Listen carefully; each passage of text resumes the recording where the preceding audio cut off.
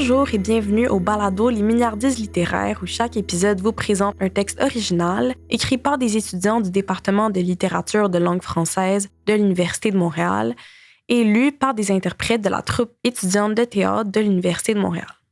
Je m'appelle Corinne Boutier, j'étudie en psychologie et dans cet épisode, nous recevons Anastasia Lucic qui nous fera découvrir une création originale de Gabrielle Deschamps. Salut Anastasia. Salut.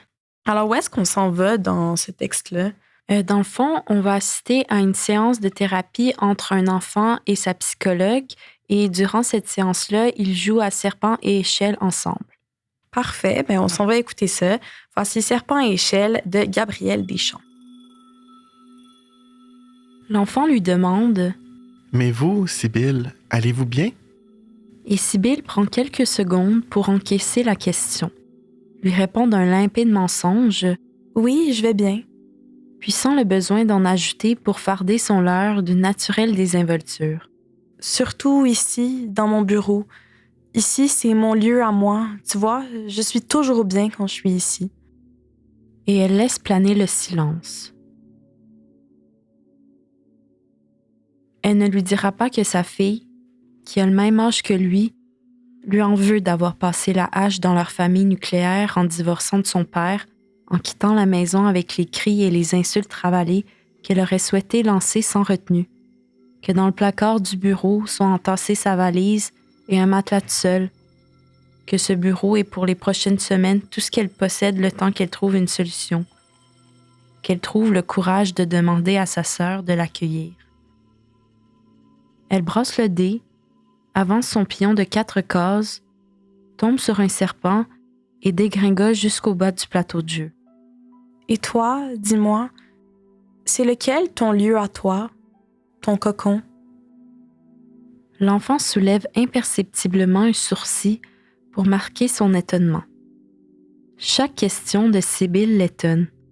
Après tout, il ne comprend pas pourquoi on s'intéresse à lui. Pourquoi il fallait attendre que sa mère meure pour qu'on s'intéresse à lui? Mais il reprend rapidement l'air stoïque dont il s'affuble pour masquer sa suspicion, son doute, sa vulnérabilité, pour honorer l'héritage social de la lignée d'hommes à laquelle il appartient sans même le savoir encore. La première réponse qui lui passe par l'esprit est « Ma chambre. » Mais cette réponse serait erronée. Sa chambre est l'endroit où il se réfugie en pleurs pour se protéger lorsqu'il dit la mauvaise chose ou fait le mauvais geste, que son père lui rétorque « Mais quel abruti, tu n'aurais jamais dû naître! » Sa chambre accueille ses misères que les murs absorbent, moisie par l'humidité de ses chagrins. Sa chambre n'est pas son cocon, mais son tombeau. Répondre « Ma chambre. » serait faux. Et il s'intime de ne dire que la vérité, alors il fixe le vide en attendant qu'elle surgisse. Sibylle l'observe patiemment, attentive aux pupilles de son jeune patient qui se déplace sans apparente destination, du plateau de jeu à la fenêtre, à la recherche d'un indice sur lequel se poser. L'enfant ne sait pas quoi répondre. Il ne possède pas de lieu. Tous ceux qu'il a habités ont été putréfiés par les fantômes qui le poursuivent. Même ce bureau, où on lui assure qu'il ira mieux, n'est qu'un immense miroir de ses malheurs qu'il creuse par obligation, parce que Madame Marie-Claude lui a dit que c'était important de ne rien garder à l'intérieur, qu'il fallait extérioriser ses blessures, qui pourtant se retrouvent dans tous les objets qui l'entourent. Je ne sais pas. Je n'ai pas vraiment d'endroit. Je n'ai pas ça, moi, un endroit. Ça prend des sous pour avoir son endroit à soi. Papa dit toujours qu'on n'en a pas. Des sous. Il lance le dé et avance d'une case. Je ne sais pas. Sibylle le comprend de ne pas savoir. Elle ignore ce qu'elle dirait si elle était à sa place, mais elle n'est pas à sa place.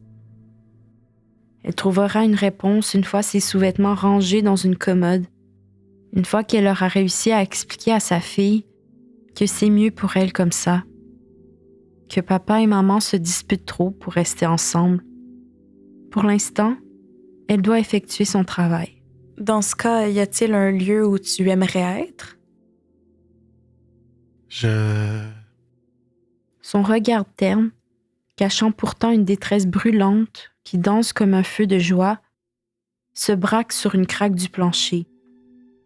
Il ouvre la bouche, émet quelques syllabes disjointes, se tait, se mord l'intérieur de la joue. Certains mots se forment dans sa tête, mais il est incertain de leur valeur, de leur intelligibilité. Je ne sais pas. Je pense que le lieu où j'aimerais être n'existe pas. Il prend son temps, réfléchit, regarde le sol en plissant des yeux pour se concentrer, comme s'il essayait d'entendre un bruit ténu. Ce serait peut-être une planète avec une rose, comme dans Le Petit Prince que Madame Marie-Claude nous a fait lire. Ou plutôt un grand château. Oui, c'est plus ça. Ce serait un grand château où on pourrait toujours s'amuser, colorier. On pourrait jouer aussi, jouer à des jeux comme ceux-là. Il pointe le serpent à échelle qui le sépare de Sibylle. Mais on ne serait pas obligé de répondre à une tonne de questions en jouant. On ne ferait que jouer. Un grand château aussi où les mamans ne mourraient pas parce qu'on tuerait les maladies avant qu'elles ne deviennent graves. Les papas non plus d'ailleurs. Où on trouverait des remèdes qui ne font pas vomir ou perdre les cheveux. Ce serait de toute beauté. Maman disait toujours que les choses étaient aussi belles que dans les films. Mais ce serait plus beau que dans les films.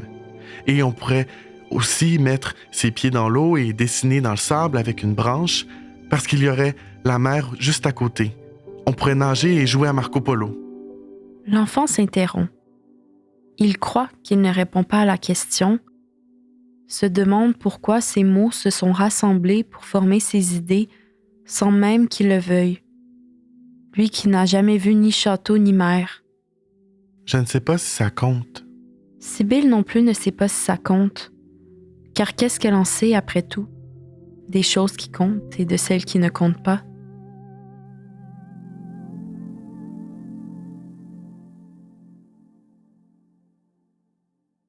Merci Anastasia, on se sent vraiment transporté dans la tête de l'enfant et de Sibylle, c'est vraiment très touchant.